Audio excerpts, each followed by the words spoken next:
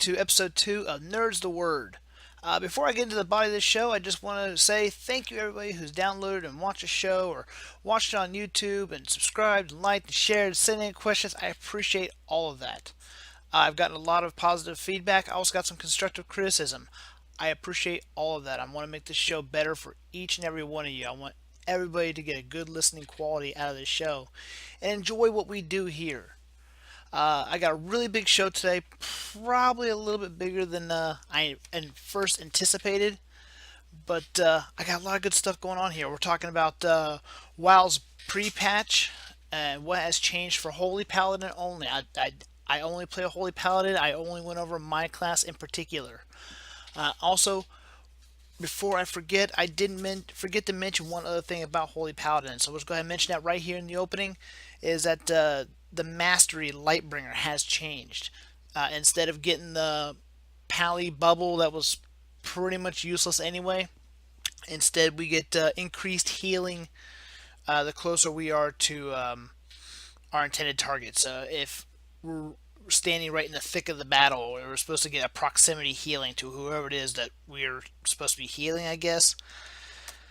I don't know. We'll see how it goes. We're still testing everything out. I'm personally still testing everything out and seeing if it works or not. Truth is, I might be switching mains. That Demon Hunter looks pretty cool.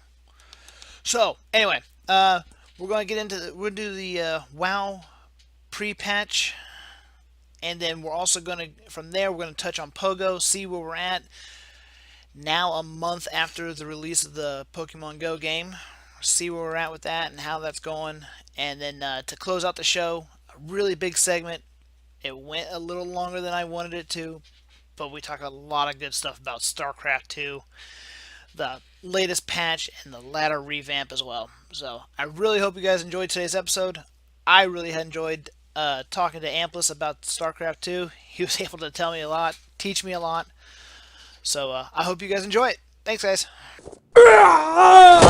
It's hammer time! Guys, welcome to this segment of Nerdz the Word. As promised, I'm going to go over the changes that they made to the Holy Paladin since 7.0 has been released.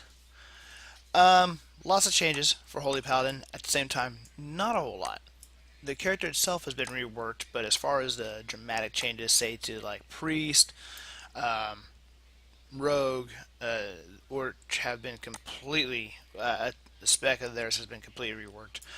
Holy Paladin in particular has had some stuff taken out and some stuff added in. One of the things I noticed right away was Absolution. Returns all dead party members to life with 35% health. Can't be cast while in combat, but essentially what it is, it's a mass res. It's a built-in mass res, so that's kind of neat. Which means you don't necessarily have to be in a guild now, although the social aspect of the game does require it still. So one of the things I went ahead and did was went ahead and set up some talents. This is not perfect. I've already tested it. I know it's not perfect, so I hope I don't hear any judgment on that. So let's go into it. Some of the first things I noticed right away is they removed Holy Power as a resource for Holy Paladins. As I understand, they removed it for tanks as well. And I believe Holy Power is just on Retribution now. So that's one of the first things I noticed. The other thing I wanted to check out was they did add the Transmog tab, which is the appearance tab. So anything you've ever gotten is all under here now. So yay there. So that's kind of neat. Going to the talents here. So as I understand it, they also, not only did they remove Holy Power from Holy and Protection Paladins, they removed some of those spells like Exorcism, Hammer of Wrath, Hammer of Righteous, Blessing of Sacrifice, and speaking of, all blessings themselves have been removed. So no Kings, no Might, those are all gone. So I wonder why they did that. The only thing I can think of was because I don't know for sure because I don't play Druid as a main. I don't play Monk as a main. But the only thing I can think of is they've already got them on those too. And any self-respecting raid will at least have one of those. At least. So, that's the only thing I can think of. Let's see. Hand of Protection has been changed to Blessing of Protection, which no longer inhibits the target's ability to use physical attacks. So a lot of this stuff's been essentially reworked altogether. Divine Shield no longer reduces your damage dealt. Well, that's kind of neat. I like that idea. Word of Glory is now a talent you can spec into, and if I am right, I believe it's Bestow Faith is what they changed it to, because I'm not actually seeing it under Word of Glory. So if I'm right, I believe it's Bestow Faith, which seems like a very effective heal. I like that heal. Then you can always choose Light's Hammer or Crusader's Might as well, which also, well, that's a passive ability, but it's Crusader's Strike. I don't know. Interesting. I'll have to play with everything and test everything out, see how it all looks. So, but those are the big changes for Holy Paladin. I can tell you right now, I've already been into a dungeon trying to test everything out, see how everything works. It's definitely more challenging, and it very well could be just a getting used to everything. As I'm continue to look, I see the honor talents, but those obviously those aren't going to be available to 110. And there's no glyphs. They took the glyphs out as well. So those are some of the big character revamp changes. Some notable moments that have happened since the patch has been released was that the Harbinger videos are starting to be released. We've already seen Gul'dan, and as I record this, just yesterday, Khadgar was just released. I've seen them both already. Very good videos. I definitely recommend watching those. They're doing the same thing with those as they did with the Warlord videos of WoD when they released that. So they're real short, about 5-6 minutes long. And they're really interesting. They give you a little bit of backstory on, like, say, for example, Gul'dan. I thought that was a fantastic one to introduce right off the bat. I'm sorry. Also, the shoot. One of the other things that has come out since then was, they released that Demon Hunters are going to be playable August 9th. So that will be coming up soon. That's actually really early. It seems how the game is set to release August 30th. They're giving access to Demon Hunters 3 weeks prior to the release of the new expansion. So that's actually a long time. And I know we're getting a pre-expansion patch involving quests as well. So that's going to be exciting. So that's personally, I'm looking forward to that. I enjoy doing those. And hopefully they'll give me some more practice and allow me to work on my paladin a little bit more and try and tune him in more before the expansion hits. So, guys, that's really all I got at the moment. Hope you guys enjoyed this segment for my World of Warcraft players. I will be bringing you more World of Warcraft stuff as we get closer to the expansion, and then I will go over expansion time as well. And give you some of the big changes and just giving my overall impressions. So, thanks, guys. Hope you enjoyed.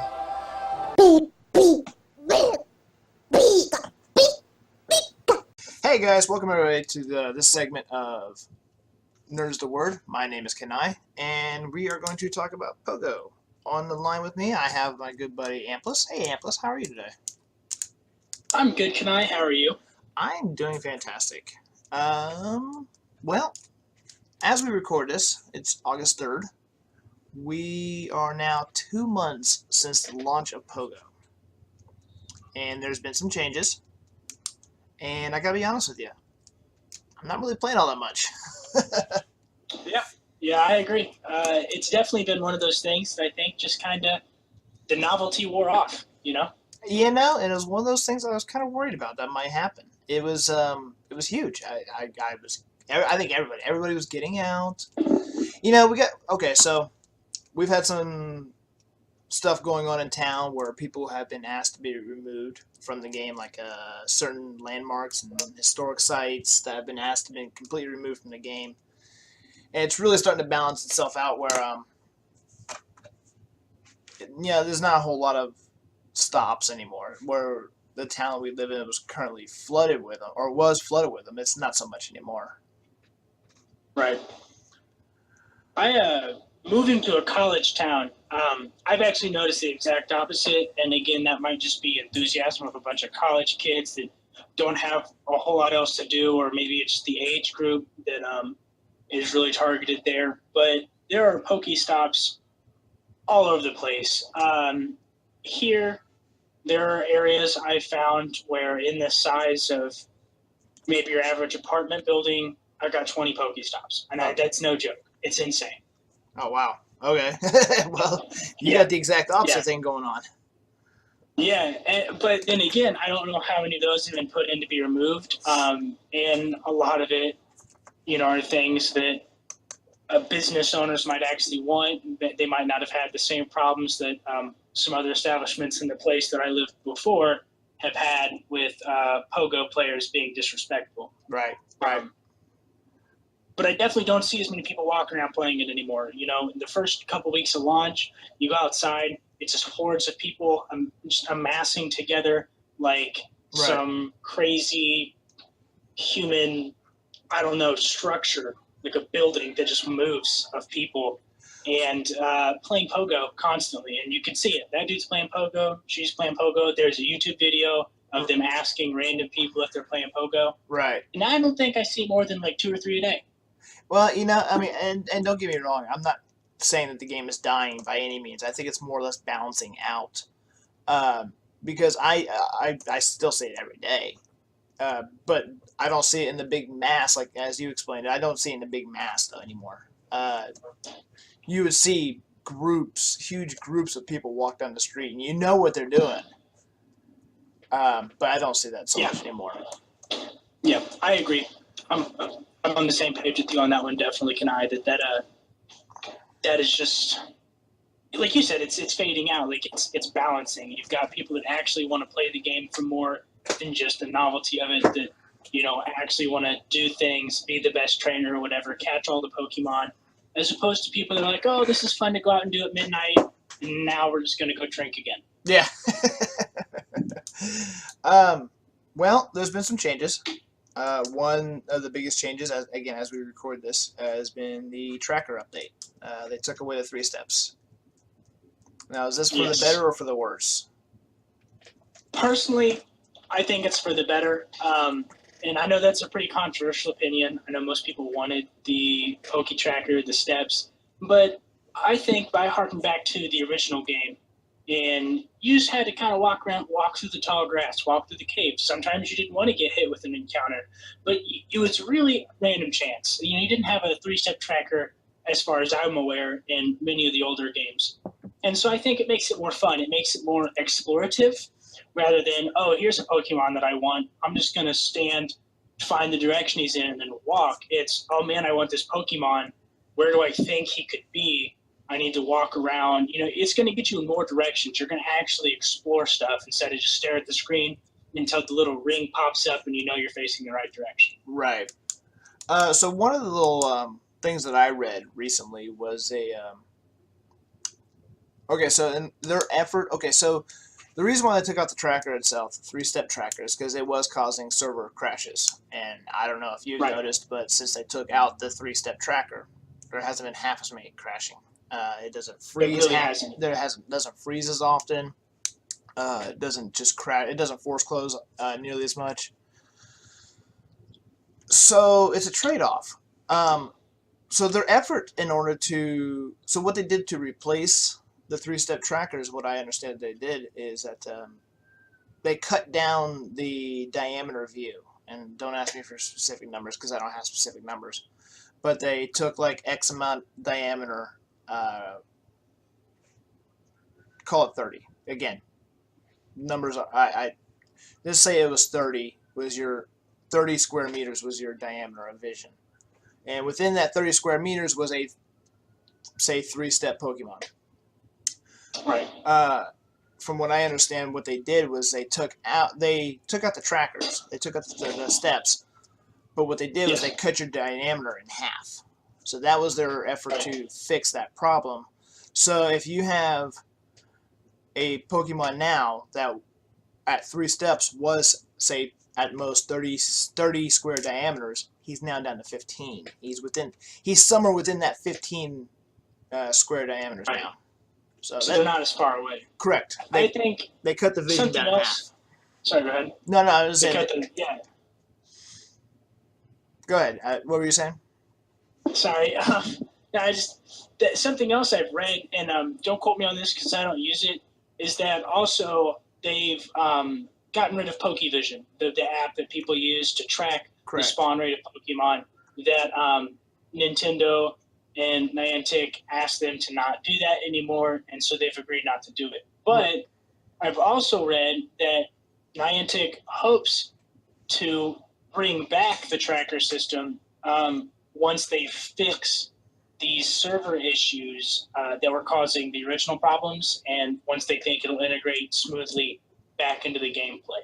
So I don't know if that's true, if that's just rumor, but I wouldn't discount it because, especially with all the backlash going on about it, I feel like it's in their best decision to actually go through with that. To actually come up with something to replace the 3 steps or to fix the issue itself. Now, yes, I've heard the same thing that all these third-party tracking systems, they've all asked them to stop. We don't want to do this, or they don't want you guys to do this. But at the same time, as every time I see one third-party tracker get killed, I see another one pop up. True, it really is. It's like anything else. It's like trying to have a picture removed from the internet. Yep. So you're not going to get it. They're popping up just as quick as they're getting taken down. Yeah. So me personally, I haven't used them. I think by the time I even discovered that what PokeVision was, they were already asking to be taking it down. So. Right. But again, at the same time, I'm not playing as much as I was either. So. it's really true. I mean, I think that a lot of it too is for me was I can't think how to repetitivity, repetitiveness of the game, because I'm a big fan of like a PvP aspect amongst friends. Like maybe I want to battle you, and I want to see how well my Vaporeon does against your. What's the word I'm looking for here? Ivysaur or whatever his final evolution is. Because I know that, grass counters water, but I want to see if it's strong enough to do, or whatever, maybe I just want to have fun. And they don't have that. It's all just catching, and the gym battles are pretty simple. I know that they made a couple attack changes that are pretty interesting. Well, I know Vaporeon itself got a nerf. Yeah, it definitely did. All the quick moves got a nerf. I believe from what I've read, all the quick moves roughly do the same damage to every Pokemon, so you'll have to pay, and they only get bonuses from type. So obviously, if you have a flying type Pokemon battling this bug type, or water battling fire type, their quick attacks are going to do more damage than average because they have the type bonus. Yeah. However, they also greatly buffed the special moves. All right. And stuff like that. And the charge moves, I guess is what they're calling them. And I've seen them mention a couple times what they believe are the strongest and what they believe are the weakest. But in general, I think they're trying to shift the way that you go through these battles and how you play. And it's not so much tapping anymore. Right. Well, I mean, I agree with you on the fact that it's pretty repetitive, and it's the gym battles are really at its simplest form. Really it is. I'm hoping they can change that sooner or later, and I mean I know we got more updates coming.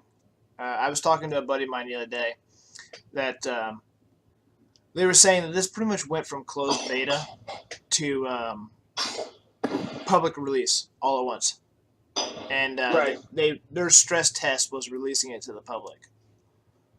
Right, which is I'm not sure if that's the best practice. I'm not sure if that's necessarily the best practice, but at the same time, it's how do you beta test that really? I mean, how do you open beta that to really stress test that without just releasing it to the public? Yeah. I mean, it's such a large game. How would you know what it's like to have 28 million people on your servers unless you did it? I don't even think you could accurately stress. Now that I think about that, I'm not sure if you could accurately stress test that. Being that I really don't think when you could. when you release this game to countries across the world. Yeah. Yeah. So I mean, you may say you want to stress test just the United States. Say you want to stress test just a state. You're not going to get an accurate test. It's just not going to You're happen. not. It's not, and I think that they just like again. I think we said this last time. I think they just didn't anticipate the huge following that would accrue. Right. But I also think they've done a pretty good job. I mean, if you think about how many people are playing this game, where at one point there were 45 million people logged in at the same time. Right. That yeah, there were a lot of server crashes and it goes down for a few hours, but on the whole, it's been good. I think you're getting a lot of people, and you're going to have people that's going to disagree with this statement altogether. But Yeah. I agree with you. I think as a whole, for what it is and how many people are playing all at the same time, when you take all those things in consideration, which nobody really does anymore. Yeah, they don't. When you take They really but when you stop and you think about it, you take a step back and you take all these things into consideration, I think the game's had a pretty, I'd say, mediocre to maybe almost halfway good launch. I mean, it's had problems. There's no denying that. But when you release it to so many people, you're going to have problems, and that's just how it is. There is no way around that. Right. I think a couple of things that I would like to point out that I think get swept under the rug a lot in terms of the new fixes. I love the new UI. Everyone focuses on the tracker and maybe the attack changes, but the new UI for transferring Pokemon is gorgeous. I love it. Changing and it's simple. Customization. I love. And it's simple too. It's fantastic. Yeah, it's something that you wouldn't expect the developers to focus on, and the fact that they focused on it is awesome. They're really paying attention to more than just what people gripe about. They're not just going to give the squeaky wheel the grease. Right. On the other hand, they increased the text size of Pokemon in gyms, which is nice, I guess, if the picture didn't give it away. But they didn't retexture it, so the names got really blurry. So I think that some things are being overlooked, some simple things, just because they're so focused on so much at once. Yeah, I agree. I agree with you 100%. Okay, well, to wrap this up, I mean, are you going to continue to play this game? I mean, I know we both kind of slowed down on playing the game, but is the game still a thing for you? Yes. I won't play it nearly as much as I did when it came out, or as much as some people, but it's still going to be the occasional pick it up while we're out and mess with it and play it and try and catch something here and there. But, the game's been out for so long. I'm a level 12. That tells you how much I play it. Yeah, right. Well, what about the advanced little thing you're going to end up wearing? Is that something you're going to be looking to getting into? I'm not sure. I mean, is the game that important for you at this point in time to want to take it to another level? Probably not. I don't think so, to be honest. Yeah. I don't get enough use out of it. To be honest, if you'd asked me June 7th, I'd have said hell yeah. No, 100%. You asked me today, though, and, I don't think so. Not at this time. Yeah. Not unless something really big. Maybe when, the new generation comes out. But, yeah. Maybe I might see a price reduction first. I don't know. Maybe. We'll see. I don't know, to be honest. Yeah. They're changing. They're updating almost weekly or daily, even in some cases. Yeah, I mean. So we'll see what really we'll see what changes happen. Maybe in another month or so, maybe we'll touch on this again and see where we're at then. So we'll see how it goes. I think that's pretty much going to end it for this segment. Do you got anything else you want to say? Yeah. So Glowstick and I just started our own channel. It's called Not Safe for Pandas. Go check us out. At the time of this recording, we don't have a video yet. Still working on getting some stuff figured out. But yeah, go by, drop a like, just watch a video, see if it's something you're interested in. Not Safe for Pandas. Is that all one word? Not Safe for Pandas. All one word, no spaces. Capital N, capital S, capital F, and capital P. And if you see something you like, you have any ideas, we do want to do some Q&A stuff, email us at nsfpanda1@gmail.com. Let us know what's on your mind. I will make sure to put links down in the description as well, so we can have that for you. Appreciate it. All right, Amplis, I appreciate you joining me. Not a problem, Kanai. Thanks for having me. All right, thanks, buddy. Bye.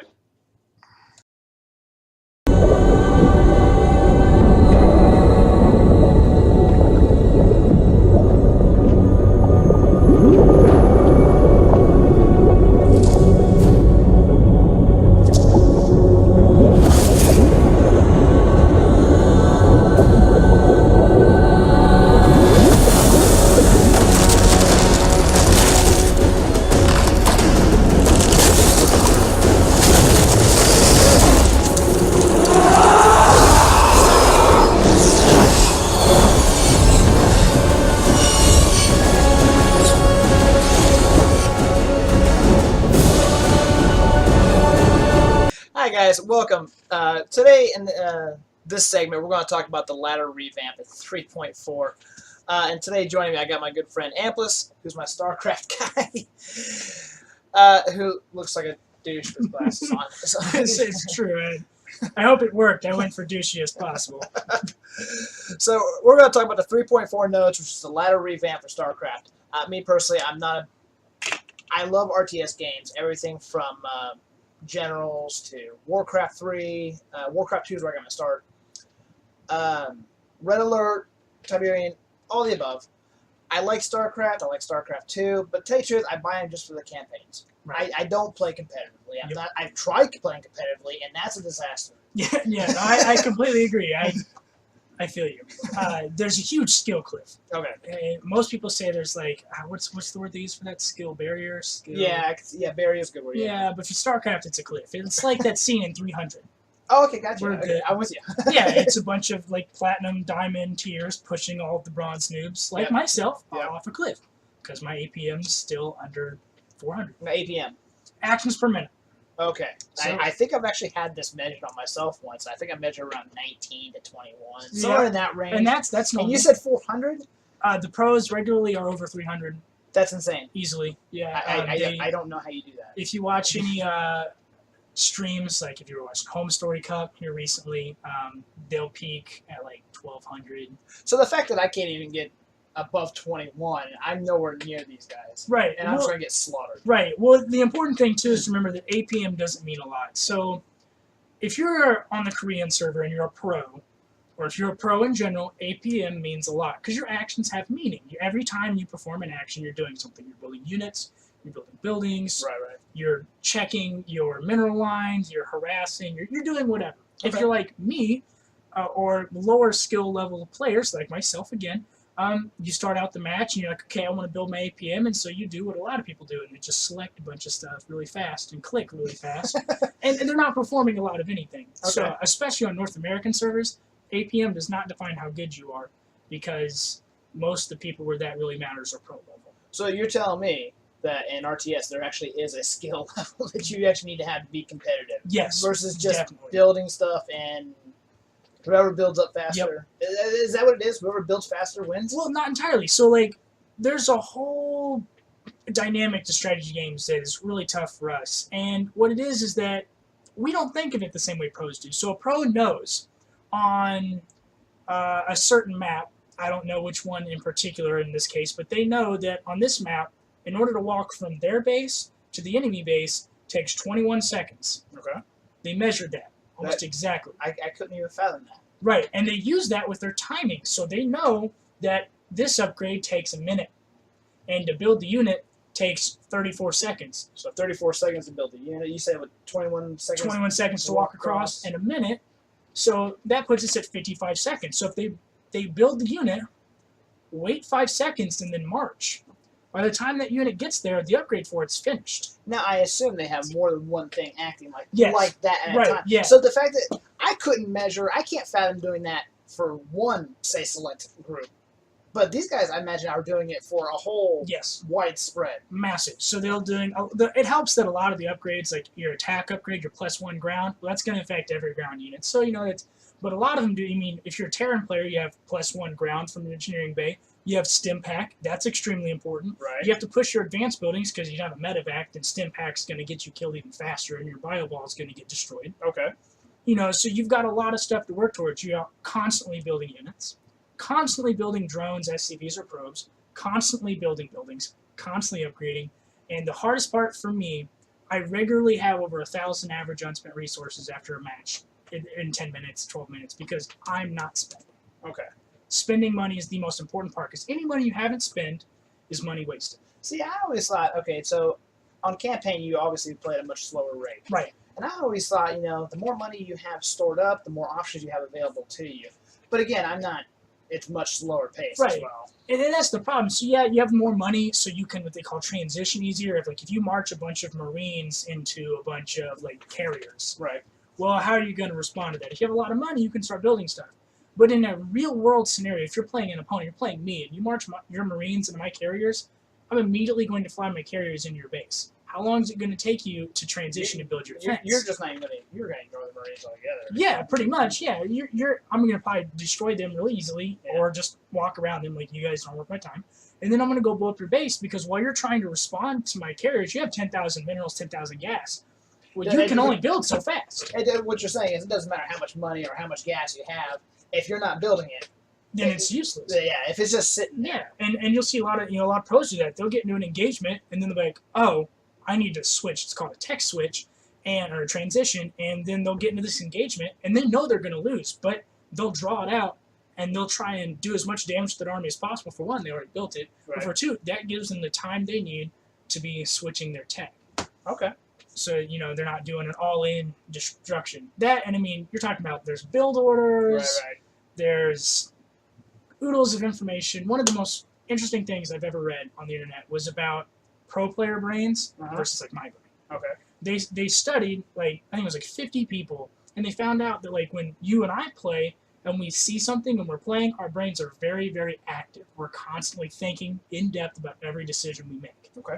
Pros' brains are almost completely inactive because everything they do is just a reaction, it's just emotion. It's like a knee-jerk reaction. They're just scanning, they see this, so they know to build this just by memory. It's just, they don't have to think about it. Well, I assume, okay, so we're talking, I know Korea, for example, is a huge StarCraft following. Massive. Yeah, probably the most pros come out of Korea, right? Yeah, all of the all the pros. It's so bad that if you're a foreigner, it means you're not from Korea in StarCraft. So what do they do different? I know this is a bit off topic than what I originally want to talk about, but I am curious. What do they do different that makes them a pro versus why can't I undergo that and become a pro? I mean, Well, you could definitely train for it. People train. so there is a training. Yeah, there's training. So most of when you're to become a pro, you're talking about these dudes play like 50 games for 8 hours a day, every day, five days a week. That's insane. It's a job.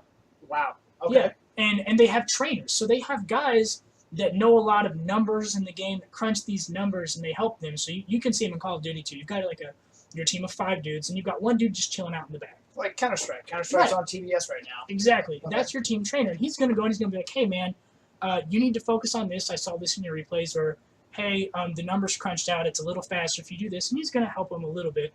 But mostly it's just trial and error. They're going to try new things and try and keep it fresh and follow the meta. Because, of course, as patches come out, 3.4, and they try new things switch. So things aren't as effective anymore as they used to be. Okay.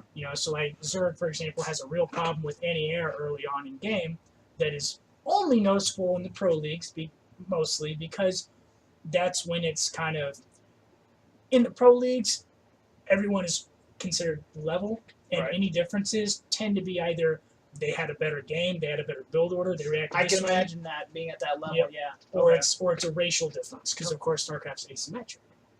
Okay. So Zerg is cheap, but Okay, I it's got you. asymmetric. Okay. So at the pro level, you can see there's no air defense going on for early Zerg, and because of that, Terran and Protoss capitalized so much. I think Zerg had a 30%, 20 or 30% overall win rate in the pro leagues Now we're talking about. against both races. Okay, I was going to say if you're going to split that between, you said 20 to 30%. That's really not a large margin when you look at 3 factions. Right. Yeah, and it's 20 and 30% against both factions, regardless. I mean, you're talking. There were sometimes. I'm sorry, I misunderstood what you said. I understand now. Yeah, Okay, yeah, okay. so combined. Okay, I got So you. in some cups they were doing better, and it was up into the 40s, and in other cups it was down to 11%. Okay. And that's a problem. Well, okay, so this year we're seeing a recent boom in esports. Massive. Everything from Blizzard is getting on the esports bandwagon. They're talking about setting up a Heroes. I think actually Heroes has been on ESPN. It is going to continue to be on ESPN. We're talking like ESPN 3, I think. Right. It's not available to the general public yet. 3.14. Yeah, something on the ESPN Ocho. Hearthstone, I know, has potential to be an esport. Some people have put out an argument for it. So that's Blizzard. Counter-Strike is currently On TBS. aired for the general public in a relatively easy fashion, being TBS. Esports is booming right now. It is. And it's only going to get bigger. Overwatch. Overwatch is a great example. Massive boom. Yeah. Okay, so with that being said, I know Starcraft is an esport. Has been for I think 60 years. Arguably, I think it may be considered one of the first. Mm-hmm. Can we see Starcraft be a major esport in the U.S.? I think so. I think the biggest problem with StarCraft is money. Okay. Let's look at one of the biggest, most followed esports in the world, League of Legends. Absolutely, yeah. League of Legends is free to play. You download it, you think it's fun, whatever. Then you're like, oh, well, I'm not very good, but I like to watch people that are better than me. It's like football, right? Right. So I'll go watch this pro streamer. I'll go watch this esport match, and it's fine. There's a paywall on StarCraft. You have to already be interested in StarCraft to want to get into the game, Okay. to even begin to understand how to watch an esport. Yeah, that's true. And That's they right. do have their free edition that'll let you play a little bit, but the paywall really holds people back from taking that plunge from lunging in. Okay. Well, okay, so Blizzard is still holding on. And I know we're getting way off topic now, but we opened the door here. Blizzard's still one of the only ones that still does even subscription for MMOs. Yep. And they have such a large, like you said, a paywall for mainer games. I know Heroes is free, Hearthstone's free, but then you got Diablo, StarCraft, Right. and obviously World of Warcraft. Not only do you have the initial purchase, but they're reoccurring monthly, which, by the way, is one of the only MMOs that still do this. Exactly. And the expansion packs. You got all the expansion packs that'll run you $40 a pop. Yep. Unless you get them on the deal right before the new one comes out. All right, so why is Blizzard still able to do this? I think what it is it's a couple of things. For one, Blizzard was the first, so they're going to be like, well, we have the most. I mean, Okay. I don't think there's really any MMO that's quite as fleshed out in all areas as WoW probably is. I have a theory on that real quick. I think, okay, for example, as far as MMO, World of Warcraft, they have decades of lore Yep. already put in place before Warcraft launched. Yep. I think they started building lore in early 90s. And Warcraft, don't quote me, early 2000s, I think is when it launched. I have not I think played it's it. like 2002. I haven't played Warcraft since the beginning, but it was early 2000s. World of Warcraft or Warcraft 1, the strategy game? World of Warcraft launched, which means they already had all this lore behind Yep. it. World of Warcraft launched early 2000s, so they had a decade of lore behind it Right. already. And then another 15 years almost to flesh out the world and Right. create more lore. Whereas you look at the only other game I can think of, or the only other games that have that type of lore in them is going to be Elder Scrolls Online, because I think the first Elder Scrolls game, Right, Arena, came out in like 98. right. And Dungeons and Dragons Online, and I guess EverQuest, but EverQuest. Well, EverQuest has been around. I think EverQuest, again, don't quote me. I think that's actually been around longer than Yeah, Warcraft. EverQuest came out in like 97, I think 98. It came out before World of Warcraft. It was initially the first It MMO. was. And I remember seeing a video of the first EverQuest play, and it amazes me how it actually did catch on. Yeah, it does. All right, so we got a bit off topic, but I was just curious on Right. that. I had one more thing to add to that. Oh, yeah, Not to cut you off. Oh, Sorry. yeah. But I think what it is it's developers. Blizzard had a lot of money from its RTS games. It was an established company. It can throw money. Playing WoW is fun, and for the most part, pretty intuitive, pretty easy to grasp, right? Yeah, You know, absolutely. And being made easier with every expansion, to be Exactly. honest. Yeah, and then you've got Dungeons and Dragons Online, which was probably not given to such a large developer, like Blizzard. They couldn't throw as many resources at it. They might have wanted to do a lot. They couldn't do as much, maybe. So there's not as many features. You look at Elder Scrolls Online, there's lots of stuff that I mean, this is a big, again, it's the people that made Fallout 4, that made Skyrim, but they haven't had the time to put in that much development work. So you've got kind of that dynamic there too as well, I think, where you've just got a bigger company that's been doing it longer is putting out more polished games. It's like Call of Duty. They release a Call of Duty every year. Right. You know, but the dudes that are making like Squad are taking in like 4 years. Okay. All right, so let's get back on the track here. We're going to talk about the patch 3.4 notes and the ladder revamp.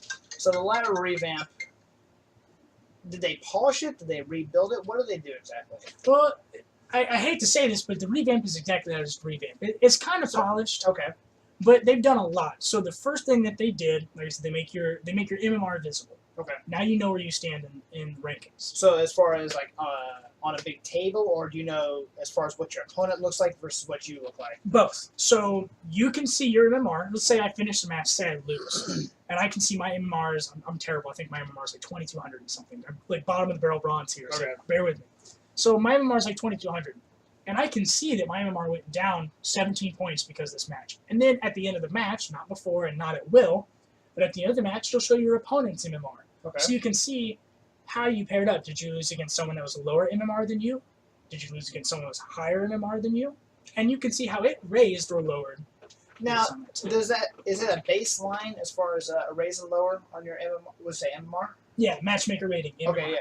Is it a baseline, or does it depend on say you guys are really close and say you could jump or drop drastically, or say it's already kind of mismatched?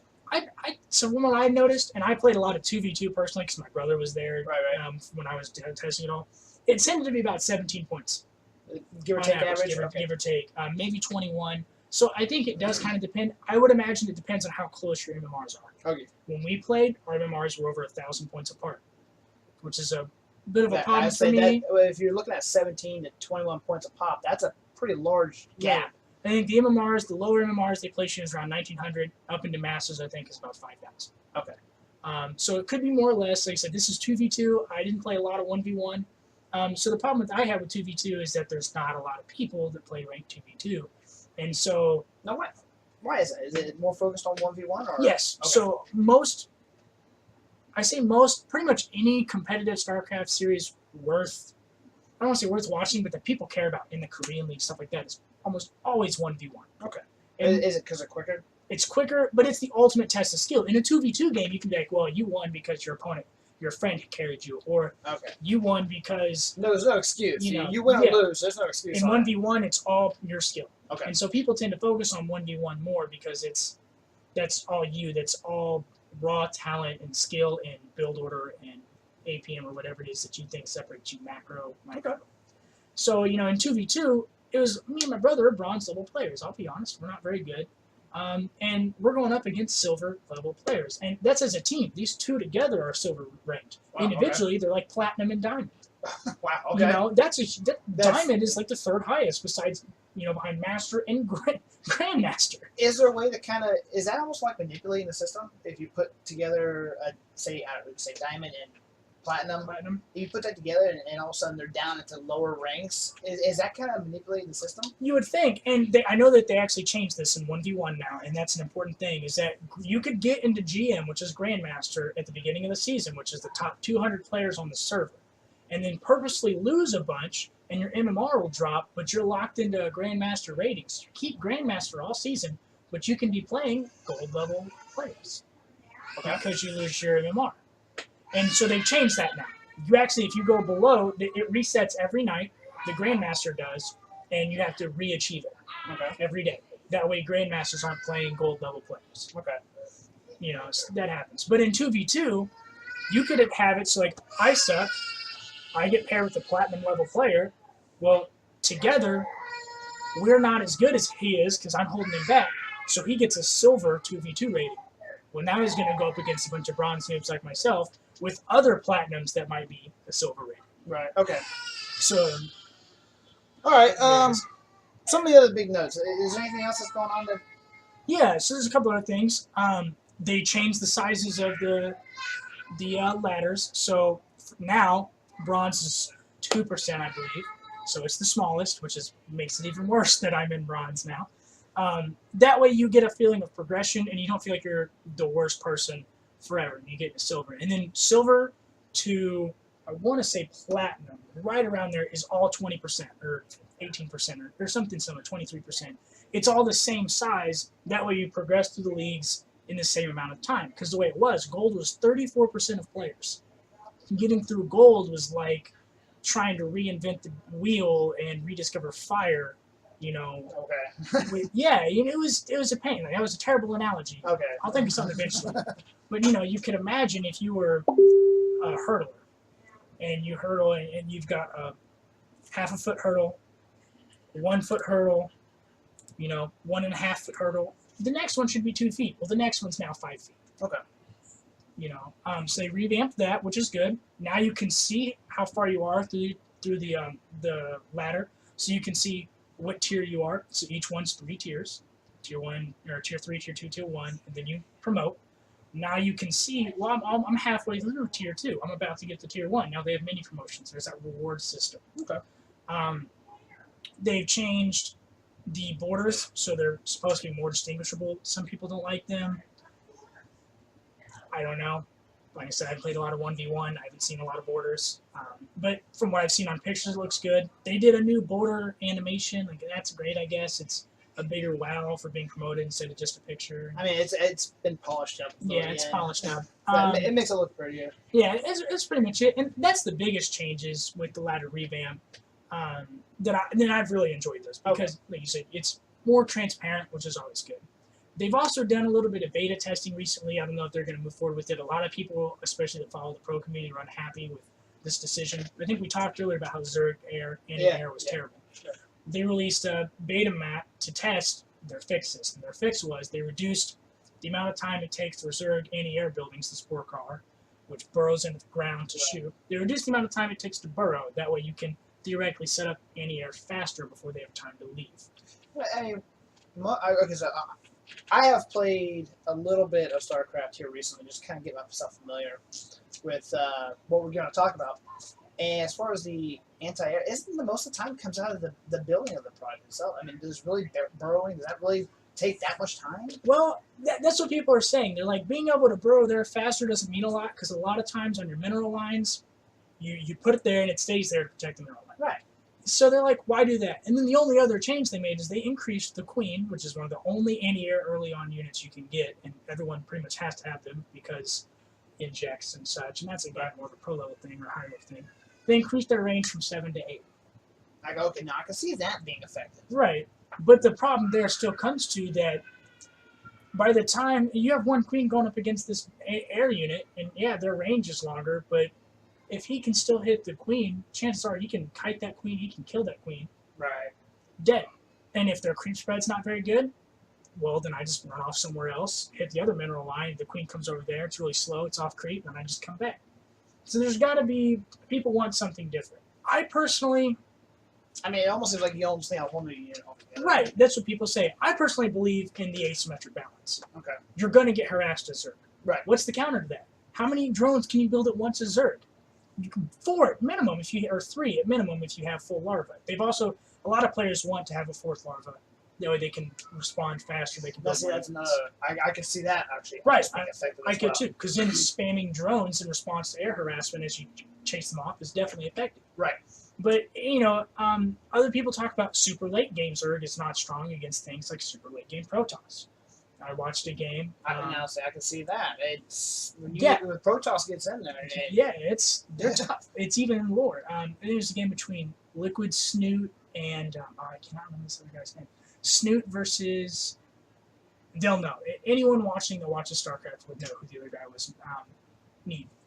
I can't think of the name. Okay. Snoot versus Neeb. Neeb had he had 200 cannons almost on the map. Right. Little photon cannons. Right. He had a bunch of High Templar and a bunch of Tempests. And I don't know if you're familiar with Protoss units, but you know the Tempests are super long range. Right. The Templar have the Sonic Storm ability, they're very powerful. And so Snoot built, he maxed out 5 different times, maxed out the LARP with no drones. So as many ultralisks as he could get. And attacked. And didn't even come close to the dude's base. got wrecked every time. And people were saying, well, that is the best unit Zerg has to offer, going against the best units Protoss has to offer, and Zerg lost by a landslide. Well, that's a complete mismatch. Then. Yeah, I disagree with people saying it's a landslide because there's a couple different things. A, he had a lot of stacked defense. Ultralisks had to chew through buildings. Ultralisks were taking a lot of DPS from cannons. Ultralisks were taking a lot of DPS from Tempests and Storms. Even if he'd have killed everything on the ground, it can't attack an air unit. Why would you send that there? The next thing... So it's not quite a matchup. So. Right. And the next thing, he did a full head-on rush. Zerg's biggest benefit is its speed. If you've ever seen a Tempest, you know they move slow. Right. You could use speed to your advantage. Now, yeah, he had a photon cannon wall up. My response to that is, why'd you let your opponent build a 200 photon cannons halfway across the map?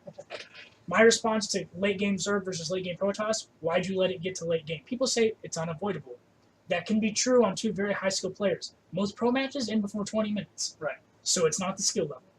Well, I mean, truthfully, it sounds like the Zerg should have been harassing him. Right. It doesn't sound like he was. If he was able to do that, build up that big of a wall, it doesn't sound like he was being harassed at all. There wasn't. And there was a point, I think it was about 30 to 40 minute mark, where he literally he hunkered down, and it was just kind of occasional giant fights, but there wasn't a lot going on. I was like, he didn't use his speed. If he could have gotten air units, he could have gotten Mutalisks or whatever around behind, he could have started destroying some buildings. Now, people would say, well, at that point, the map's mined out. Blowing up buildings doesn't matter. My thing is, if he has no buildings, he can't build anymore, he has no production, you can just whittle away his army as much as you want. That's right. And those Tempests are slow. If you can separate them, now they're easier to deal with. The Zerg has a lot of ability units. The Viper could have pulled one of those Tempests away, hammered on it, but not with Ultralisks. Right. Well, I mean, okay. I had a point I was going to make. Oh, I was going to say, yeah, that's easy for us to say looking. It's true. Yeah, we weren't there playing the game. It's incredibly easy for us to say and make that comparison, but the truth is, these guys know exactly what was going on. They had their game plans. They had their strategies. I don't know if either one of them were testing something. We're not going to know that. No. So, and that's just the way it is. Right. And I know that a lot of the Korean pros even feel like there might be a little bit of Zerg anti-air lacking. Mm-hmm. And I can see that. I mean, both other races have an air opener. With Terran, you can open Liberator. With Protoss, you can open Phoenix. And if you have no anti-air, then that's just going to destroy you within the first 5 minutes. Yeah. Well, I don't think there's anything else big we need to talk about on the ladder revamp or the 3.4 notes. Do you have anything else? Minor co-op changes that some people are upset about, that a lot of people aren't. I think the biggest one that I noticed, because I play some Terran on co-op, when I'm not just spamming Void Rays as, I can't think of her name right now because I just never changed it. But people know what I'm talking about. But if you're not just spamming one unit, I play Terran, and they changed one of the abilities. Used to have a double Mule call down. I don't know how much Terran you've played, but Mule is mines minerals faster. That's your economy. Right. That's how you keep up with like Zerg and stuff. And they changed having that dual Mule call down, which was a massive economy boost. Right. To now your engineering bays upgrades grant life as well. So like your Marines will get plus 10 life when they get plus 1 weapons or whatever. Okay. And a lot of people are unhappy with that, including myself, because I don't need a Marine with 160 health. I would rather have the extra minerals to build more Marines and build more other things. It is a trade-off, it sounds like. Yeah, and so a lot of people are a little unhappy because they say that it can make playing Terran really difficult. On the other hand, you could say that's a good thing because now you have to think about it more besides just spamming Marine Marauder into a giant bio ball of death and walking it through the enemy. Right. My biggest complaint on StarCraft, and I've had this ever since StarCraft 2 came out, not with the first one, but since the second one came out, and this has nothing to do with 3.4, so I'm going to get a little off topic. And you know this, campaign does not prepare you for any sort of online play whatsoever. No. Again, I play campaign. I enjoy the campaign. That's the reason why I even buy the games at all. Because I know the campaign does not prep you for PvP. It doesn't. That's not even close. No, it doesn't. And, in Call of Duty and League of Legends, well, League of Legends is not campaign. Well, to be honest, I want to make a point real quick. I think it is two separate games within one game, though. It really is. Because it's like, let's take it back to MMOs, let's take it back to Warcraft. It's like PvE versus PvP. It is two games in general. I'm a great PvE player. I suck at PvP. Yep. Or vice versa. I can be great at PvP. And I'm not, I have a standing in fire in PvP. Right. Exactly. Don't stand in the fire. Exactly. Well, I don't have to worry about that. Right. And, it's really annoying. And even the AI doesn't repair you. So not only is campaign much slower paced, much different playstyle than online, the units aren't even the same, which is what the heck. Right. But secondly, if you do the AI, so they have the little AI stepping stool to get you used to 1v1. My brother and I can take on like 2 elite AI and pretty much be totally okay. Yeah, okay, so in preparation I did some AI. I did some 1v1 AI. I think me and you, we partnered up for 2v2 AI, which was embarrassing on my end. Yeah. Every time I play, I'm embarrassed. Don't do that. But with that being said, and even though I won on my 1v1 and we won on 2v2, I still don't think there's any real comparison. There isn't. So again, like me and my brother. So my brother and I can beat like elite AI on occasion. We beat very hard pretty easily and stuff like that. So we're beating the top tier of AIs here. We're doing pretty good. And we're not the best. I said my APM hovers around 100. So I'm not using the best of my abilities. My macro's not perfect. I'm working on it. We go online. We played, I forget how many matches we played. We lost our first 7 matches in a row. That's insane. Immediately.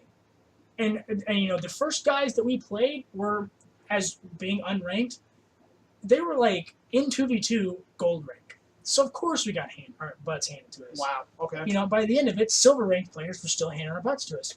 And I've noticed, and I hate this, and I guess it might be because I play ranked, the cheese. So much cheese. I understand. Cheese is what you consider an easy build, something that's Okay. almost a guaranteed win if you're against someone that doesn't know how to defend it. So, Okay. For example, 2v2, me and my brother. My brother's he's not quite as good as I am. Not to my own horn, but he hasn't played as long as I have. Right. So he had like 4 Marines at like the 2.5 minute mark or something like that. Well, they decided that they were going to gang up on us, and all of a sudden like 2 or 3 zealots and 4 or 5 Marines come into his base, completely wipe him out. I have no idea what's going on, of course, because I'm not seeing his screen. Right. And he didn't communicate completely, but I'm expecting a longer build. In 2v2 games, I expect, well, maybe it'll get a little more drawn out. So I played Protoss this time. I had a Mothership Core, a Zealot, and a Stalker. Okay. I'm trying to go over there and help him, but it doesn't matter because all of his defenses are gone. Right. All of his stuff was already destroyed. Right. He's Terran. I have I can't overcharge any of his pylons. So that's not going to happen. So I had to retreat, and 2 Zealots and 5 Marines, or 3 Zealots and 5 Marines, took out his whole base because he wasn't prepared. Well, he got blitzed. Yeah, and then it's 1v2. That happened every game we got cheesed. Wow. Every game we played was over in under 6 minutes because of stuff like that. Wow. Okay. And I don't like that. And again, competitive play. Yep. I play 2v2 for enjoyment. If I wanted competitive play, freaking just balls to the wall constantly, I'd do 1v1. Right. And so I didn't try out unranked, to be honest. Starcraft is a very disheartening game to lose in, and so you lose 7 games in a row, and you're like, yeah, maybe that's why I just don't get it. right. And I think again the big problem is it's all skill, right? Right. When you get shot in Call of Duty, you didn't die. Lag killed you. Oh yeah, of course. When you die when you lose in StarCraft, yeah, that's all you, bud. Yeah, I understand that. Okay, so last question. This is a big question I've been hearing since probably since first StarCraft. Okay, from an MMO standpoint, if they made a StarCraft MMO, would you play it?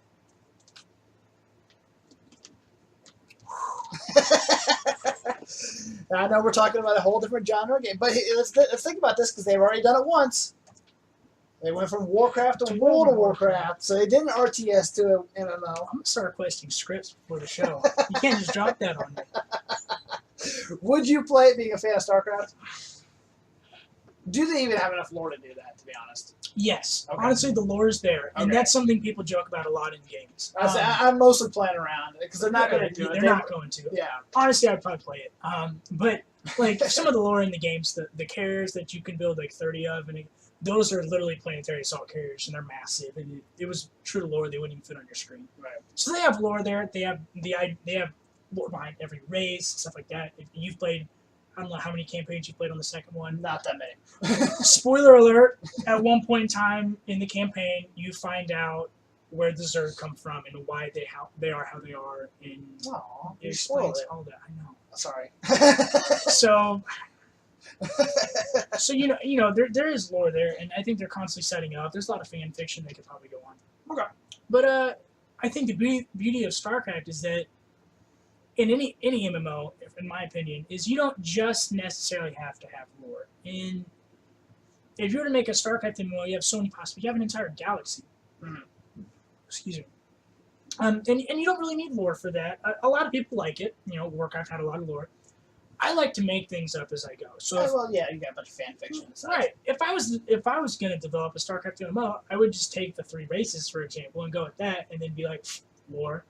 People might be upset about that. For the most part, obviously, I'd keep the important stuff. But if there was like a lore fan fiction for 100 years out that said it was just battling between the Zerg, Protoss, and Terran a bunch, that's boring. Okay. I'm going to bring in something new. Okay. I'm going to try something new. So I really don't think that lore is going to stop anybody. Because in my mind, when WoW first came out, I'm sure they didn't exactly know what they were going to do with Cataclysm.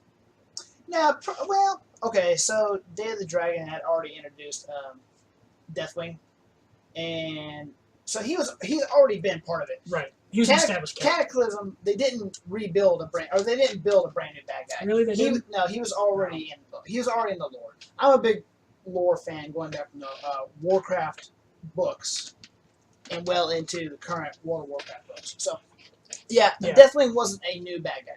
Okay, well, see, I don't know anything about World of Warcraft, so thank you. I don't have a good example then. Okay. What about the Pandaren? Was that completely new to people, or was that a... Nope, still rehashed. Still lore? Rehashed bad guy, yeah. Dang it. Actually, the pandas have been around since Warcraft 3, I think they were introduced. Really? In the expansion pack, yeah. Wow, okay. Well, yeah, they weren't mainstream, but yes, that's true. In Warcraft 3, in the Frozen Throne expansion pack, they were introduced. Man. But at some point, they had to be introduced. Yeah, you're right. You could do that with an MMO. Okay. To me, I've always thought it's a little more fun like that way, not knowing what's going on. I equate that to Battlefield. Battlefield 4 was a pretty cool game. I literally could not be more excited about Battlefield 1. Oh, yeah? Have you seen the trailers for that? I've heard nothing but that, actually. I've had people tell me all kinds of things about it. It looks good. You know what? Different video. It is. All right, we got to wrap this up. Actually, we went long on this one. But stay tuned. We're going to go over some other stuff as well. So stay tuned, guys.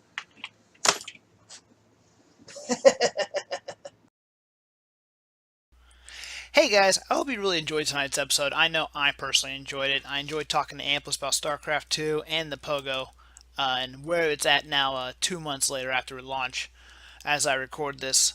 If you guys have any questions or comments or any show ideas that you want to write us, that you want to hear us talk about, I can get together a group of people and we can talk about it. And you can do that at Gmail at nerdsthewordshow@gmail.com, all one word.